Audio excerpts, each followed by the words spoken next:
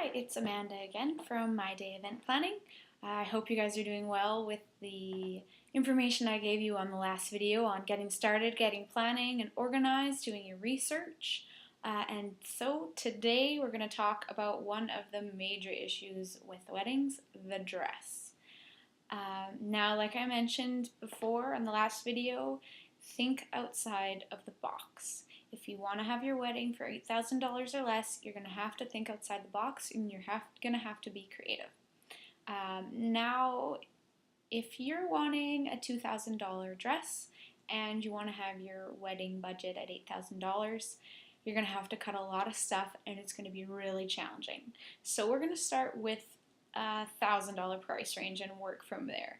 So I'd recommend trying to stick to around 1,000 or under. That's already a big chunk of your budget. So if you can get for under 1,000, you're doing great.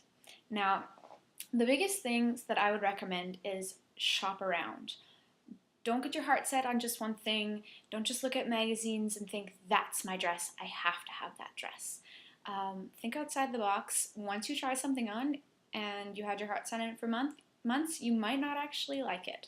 So really try on lots of dresses, shop around. Like I said, think outside the box. Shop online, see what you can find online. See what stores will actually honor online prices. Some stores might do that. Bring pictures in and show them and ask them if they have anything on the sales rack that looks like the dress that you like, or if there's anything from other seasons. Something you need to remember is it doesn't matter what season it's from, it doesn't matter the brand. The only exception I would say to this is if this is one of your make it or break it must-have items. If you have to have this certain dress, you're going to have to cut other things and you need to be realistic with that. Shop at the thrift store. You would be shocked at the stuff that you can find at thrift stores and vintage stores. Almost brand new dresses, worn once. It's amazing what you can find. And shop online. There's a lot of girls nowadays, they buy 2 or 3 dresses, they don't know which one they want, and they end up selling the 2 or whichever that they don't wear, or they sell all 3, and you can get a gorgeous dress for a fraction of the price. Or even consider borrowing. I had a friend who borrowed a dress and it looked fantastic on her. You would never know, and she paid nothing. So, I mean, really, it's something you're going to wear once. Why spend thousands and thousands on it?